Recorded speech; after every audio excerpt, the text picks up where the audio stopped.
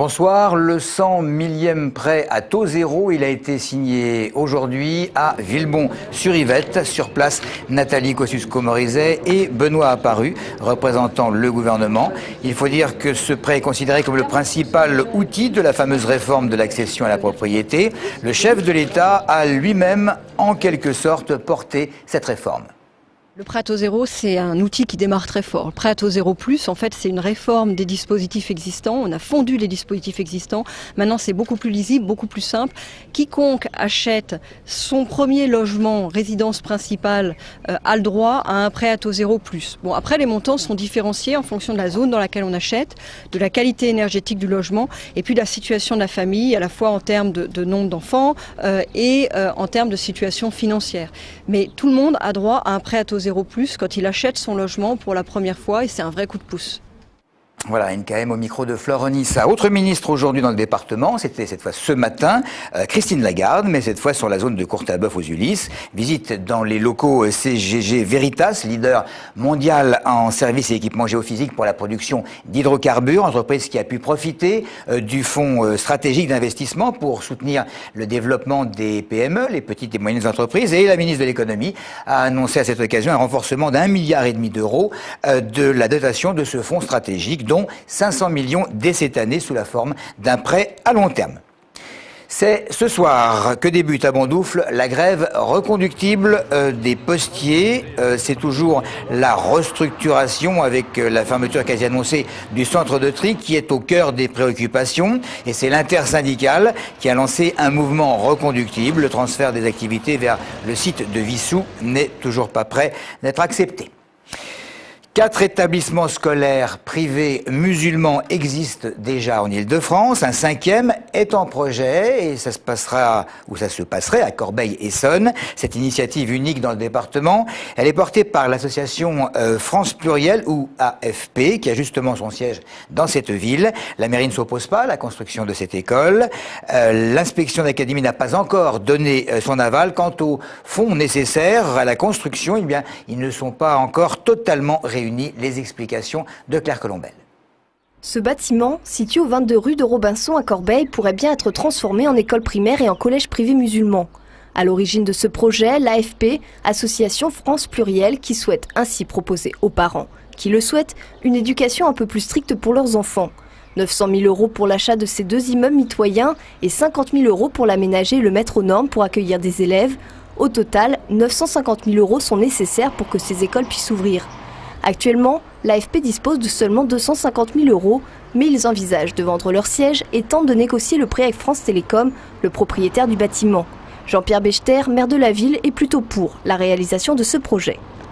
Si des gens ont pris l'initiative de vouloir créer une école musulmane ou enseigner l'arabe, une excellente initiative. Il n'y aura jamais assez de gens qui parleront, écriront, liront l'arabe, parce que tout ceci est une force et pour l'administration française et pour l'économie française.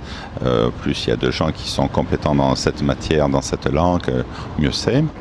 L'établissement privé musulman serait une école dite hors contrat. La mairie précise donc qu'elle ne peut en aucun cas participer au financement du projet.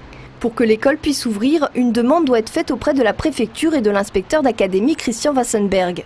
Pour le moment, ce dernier n'a pas été contacté par l'AFP, mais il précise que le niveau des élèves scolarisés dans cette école privée sera contrôlé, puisque pour les enfants devant réintégrer l'école publique, il y aura une procédure d'examen.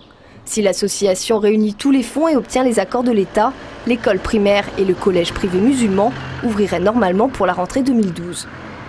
Manuel Valls a interpellé le préfet sur la question des conditions d'accueil des étrangers à la préfecture d'Évry, le député maire qui dénonce la situation contraignante pour de nombreuses personnes faisant la queue durant des heures, parfois contraintes de patienter des nuits entières. Inacceptable, dit Manuel Valls, à quoi le préfet lui répond qu'il est évidemment disposé à discuter avec lui des moyens d'améliorer la situation, tant des étrangers en question que des riverains aux alentours. La culture de la paix, c'est un colloque international qui a débuté aujourd'hui à la fac d'Évry et qui se poursuivra durant 3 jours. Au menu, réflexion, table ronde sur par exemple la génétique et la violence ou voir comment on peut surmonter les malentendus entre les cultures. Et puis pour ce qui concerne la fac des métiers, cette fois, eh bien c'est Éric Cantarel qui succède à Gérard Huot. Éric Cantarel, numéro 2 de la CCI, la Chambre de commerce et d'industrie. Éric Cantarel, patron de la société Auray, leader français, numéro 2 européen de la fabrication d'écrans de protection et accessoires audiovisuels. Les 61 ans de l'Europe, ça se célèbre aujourd'hui. C'est donc en 1950 qu'on a posé les bases d'une Europe fédérée, mise en commun charbon et acier. Ensuite, communauté européenne, vous le savez, la Sofres a réalisé un sondage dans lequel on constate que 67% des Français souhaitent conserver la monnaie unique. Une équipe de Téléson est allée chercher quelques avis sur la question. Les statistiques démontrent bien qu'il y a quand même une partie de la population qui souhaite revenir au franc du fait que l'euro il soit plus cher en fait. Tous les prix ont augmenté, la vie elle est devenue plus chère avec l'euro en fait. Voilà. Mais je pense pas qu'il faudrait revenir au franc. Ça serait, pour l'économie, ça serait désastreux. Les personnes âgées ont eu du mal à vraiment s'y mettre, ça je m'en doute. Mais bon, nous maintenant, non, on a l'habitude de l'euro. Ça nous renforce au niveau des pays européens.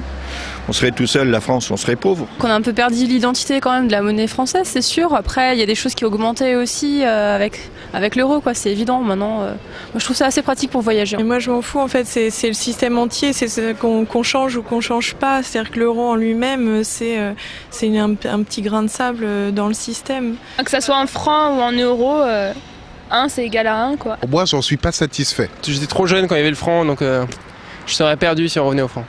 Puis l'euro, c'est quand même bien à l'échelle internationale aussi. Oui, c'est très bien, oui. Voilà, comme chaque lundi, le week-end sportif en Essonne avec du tennis, du foot, du hand et même du roller, Olivier Roche. L'info du week-end, elle nous vient du Gard. Après avoir battu Valence la semaine dernière 31 à 30, Massy s'est imposé 27 à 24 face à Nîmes et décroche ainsi leur place pour la Division 2, 3 ans après l'avoir quitté. En football, Sainte-Geneviève fait match nul face au Racing Levallois.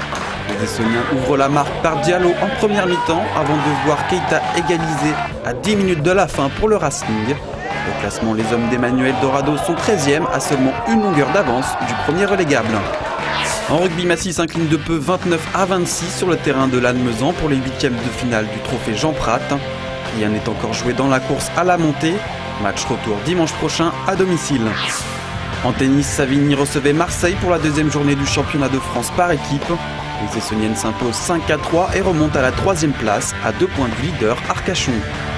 Et enfin, ce week-end se déroulaient les championnats d'Île-de-France de roller à Breuillet. En ligne de mire, un titre régional, mais également une qualification au championnat de France. Tous les détails des résultats demain dans Sport Hebdo. 5 Essoniens médaillés au concours Lépine. Parmi les finalistes, un Essonien a même reçu 2 médailles. Une médaille de bronze pour la fabrication d'un moteur plus puissant et une médaille d'argent pour une invention qui permet d'éteindre automatiquement les feux stop d'une voiture. Alors à quoi ça sert? L'inventeur nous explique les avantages de cette dernière innovation. L'avantage premier, c'est l'économie générale de la France, c'est-à-dire l'économie sur le pétrole, les importations. Le deuxième avantage, c'est le confort, c'est-à-dire avoir moins d'éblouissement. Chaque conducteur a moins d'éblouissement. Si vous êtes 20 minutes par exemple sur le périphérique, eh bien si le conducteur de devant coupe automatiquement en fait ses stops, eh bien le conducteur de derrière est moins fatigué globalement. Voilà, Florent Nissa a tout compris. Merci de nous avoir suivis.